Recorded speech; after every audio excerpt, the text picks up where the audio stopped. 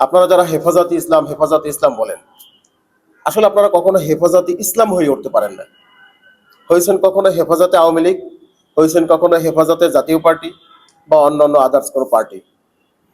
হেফাজতে ইসলাম বলতে যা বুঝায় বা ইসলামের হেফাজত, এটা আপনাদের দ্বারা এখনো পর্যন্ত হয় নাই।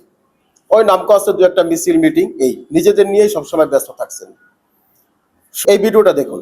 প্রত্যক্ষদর্শীরা জানান, বিজয় দিবসের অনুষ্ঠান উপলক্ষে কলেজ মাঠে কুচকাওয়াজ অনুষ্ঠান চলছিল। পরে রাজাকারের পাঠ মঞ্চ নাটক মঞ্চস্থ করা হয়। কলেজের প্রায় 12 থেকে 15 জন শিক্ষার্থী নাটকে অংশ নেয়। এ সময় তারা মুক্তিযোদ্ধা ও রাজাকারের মধ্যে ঘটে যাওয়া ঘটনাকে নিয়ে অভিনয় করায় মঞ্চ থেকে প্রতিবাদ জানান। একটাই মাত্র ছিল যে রাজাকার বানাবে, পাঞ্জাবি, টুপি, দাড়ি, হাতে একটা ছাতা দিয়া আলেমদেরকে, হুজুর সাল্লাল্লাহু আলাইহি সাল্লামের এই লেবাসকে, সুন্নাতকে কিভাবে অপমানিত করা যায়। হুজুরদেরকে দেখলেই মনে হবে যেন এ রাজাকার, আর রাজাকার মানেই যেন হুজুর, হুজুর মানেই রাজাকার।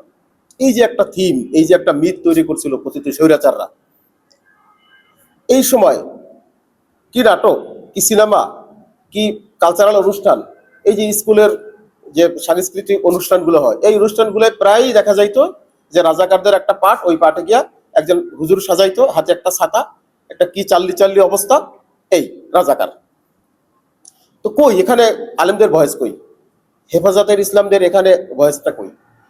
এখানে যে রাসূল সাল্লাল্লাহু আলাইহি সাল্লামের সুন্নাতকে যে অপমানিত করা হচ্ছে।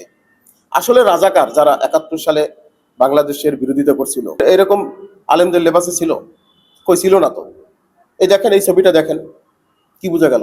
এখানে কয়জন আলেম দেখছেন? কয়জনের দাড়ি টুপি আছে এখানে? পাঞ্জাবি পাজামা পরা নাই তো। তাইলে পরে পতিত স্বৈরাচাররা, পলায়নকারী স্বৈরাচাররা যে একটা এই কালচারাল সংস্কৃতি তৈরি করছিল, মানে হুজুরদের লেবাসে হুজুরদের রাজাকার বানাই যে সামনে তুলে ধরছে, এইটা পালিয়ে যাবার পরেও আপনারা এখন যারা এই কাজটা করতেছেন, কি মনে করতেছেন? আপনারা আপনারা প্রমাণ দেন যে হুজুরদের লেবাসে এরকম রাজাকার ছিল। নাই তো কোনো প্রমাণ। তাহলে এগুলা কেন করতেছেন? আপনাদের মন মস্তিষ্কের ভিতরে এই স্বৈরাচারী মনোভাব এখনো আছে। আমাদের বাচ্চাদেরকে আপনারা কি শিখাচ্ছেন? যে স্কুলে এই প্রোগ্রামটা হয়েছে, আমি সকল আলেমদেরকে বলবো, এই স্কুলের যারা কর্তৃপক্ষ আছে, এদেরকে প্রমাণ দিতে হবে যে ১৯৭১ সালে হুজুররা এরকম রাজাকারি করছে। নাহলে এই ধরনের এই দৃশ্যটা আপনারা কিভাবে দেখেন এখনো, যেখানে মানুষ, হিন্দু, মুসলমান, সকল ধর্মের মানুষেরা মিলেমিশে সুন্দর একটা বাংলাদেশের দিকে আমরা এগিয়ে যাব, সেখানে আপনারা কেন এই ভেদাভেদ তৈরি করতেছেন? আপনাদের এর জবাব দিতে হবে।